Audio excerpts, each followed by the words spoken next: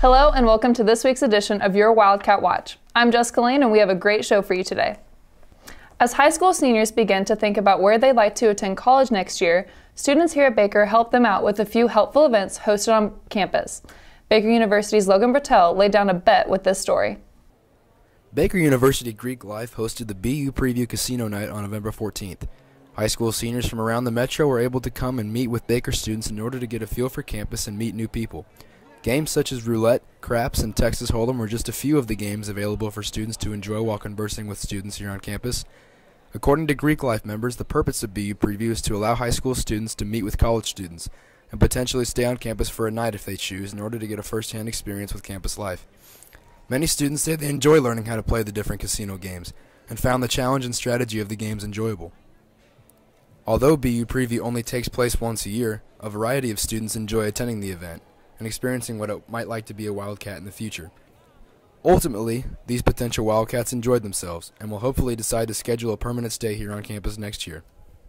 With Wildcat Watch, I'm Logan Bertel. Baker University's theater program has been putting together a show for weeks called Mark Twain. Wildcat Watch has a wrap-up of the show. I've had a long time fondness for Mark Twain's work. Seen a different production of Mark Twain's work up in Minneapolis at Children's Theater up there, and was very fond of it and thought we should do something fun here. We do a children's show about every 2 or 3 years, and I like to do them because it opens up the cast and I have them just do whatever they want to do. Morning, babe. Little chap, gotta work, eh? What do you call work? Why washing a fence I call work? But I'm going swimming. But of course you'd rather work. Of course you would. Maybe it is work. Maybe it ain't. I like to do children's shows for families. Children's shows are shows for families that will also entertain college students. Hi, my name is Emmy Niffin. I was part of the cast of a Mark Twain storybook. This show was a lot of fun because comedies are always really fun. We get to be energetic, we get to play multiple characters and just do all sorts of crazy acting things, which is a lot of fun. The rehearsal period was long, a lot of long nights, but it was definitely worth it. It was a lot of exhaustion and stress, but it was really, really great. Really got the cast to be bonded, and it was a lot of fun. The creativity, convincing some of my cast that they could do anything they wanted to do, really do anything they wanted to do, is a little daunting for some of them. I always like to say, in order to separate the wheat from the chaff, I need a big pile of stuff first. So let's throw any idea you have into the pile and then we start sorting it out. I'm Jesse Miller, and my favorite part about doing Mark Twain's storybook was just all the different things I got to do. Made it really exciting, everything was different. But at the same time, that was my least favorite part, you know, because we're having to do this and that, quick changes. There you go. Is that enough for you, Hopper boy? Wasn't expecting like a huge turnout, but actually, you know, the people that showed up, I was pleased with. Gave us a lot of energy, made the show go over really well, and I hope people come out of here really enjoying what they see and maybe take a look at checking out some more Baker Theater shows. My name's Kaylee. I am a crew member, one of the 3. I really liked it because the crew got to kind of be like cast at the same time. We were really involved and on stage. Or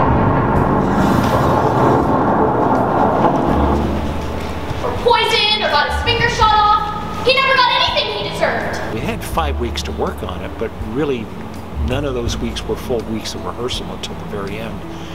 So it's been a bit of a challenge for the consistency of the cast coming along as well. But they worked very hard, and I think put together a nice package.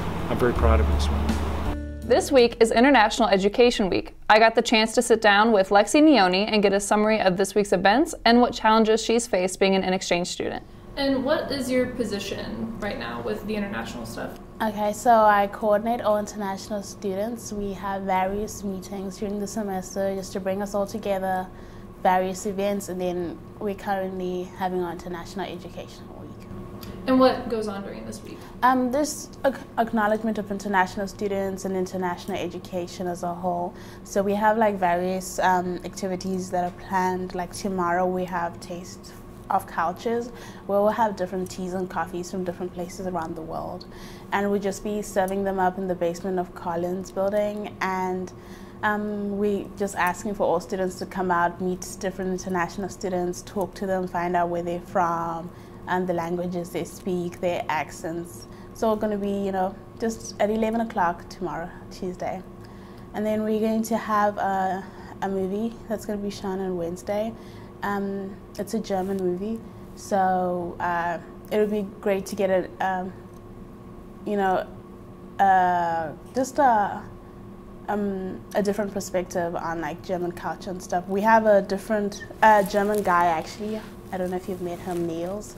He's our only German guy on campus at the moment, so he'll be at the movie. So it'll be great to just talk to him and find out more about German history. So, okay, what are you looking forward to most about this week? Just the platform that we've been given to like represent our own countries. We'll have the flags out tomorrow of every single country represented on campus out in the library. So it'll be nice to just be, I'm Zimbabwean and I came here for school, but I'm still Zimbabwean, you know. So it'll be a nice platform.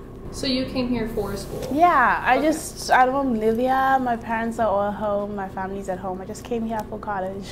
What's been the biggest change for you? The weather.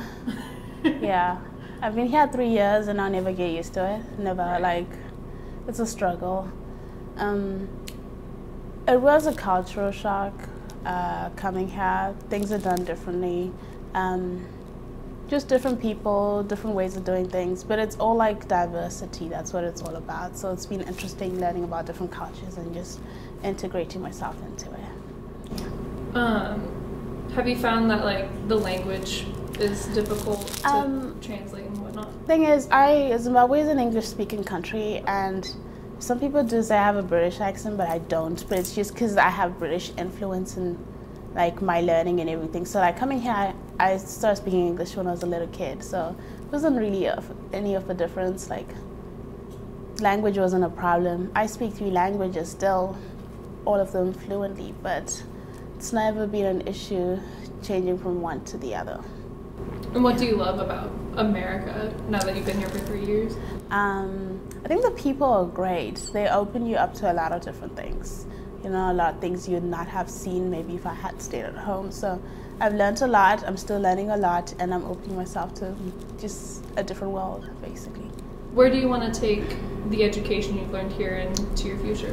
Well, since I'm an accounting major, I hope to be a accountant, a public accountant. So just take that into the world, gain more skills and knowledge in the accounting field, business-related things, I hope. That's me. For the first time on the Wildcat Watch, we have a sports talk with Jim Joyner. Jim, what do you have for us today? Thanks, Jessica.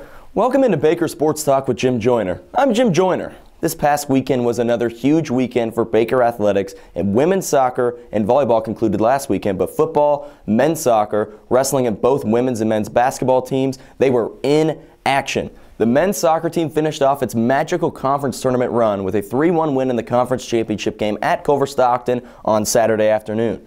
Baker conceded a goal in the 15th minute but responded back immediately in the 33rd with a goal from senior Preston Phillips that was probably intended to be a cross. This was his second goal of the season.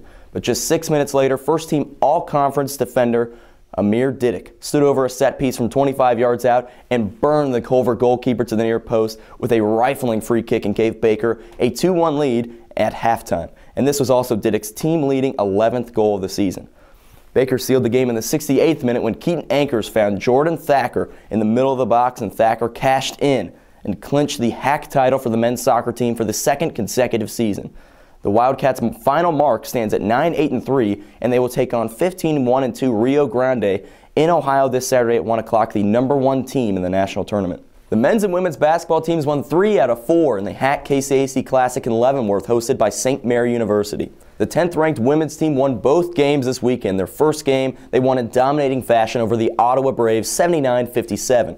Baker led by double digits for the majority of the game, and the Wildcats got a lot of help from freshman Ebony Parker, who scored 15 points and had 3 assists. Macy Walsh also scored 10 and had 2 big blocks, and Currently, Macy is second in the nation in blocks with 25. The women had a much tougher time in their game Saturday against a winless St. Mary University, however. The Spires came out and punched Baker in the mouth early, and they led the Wildcats by 5 at half. But Baker only shot 33% in the first half and struggled with 9 turnovers.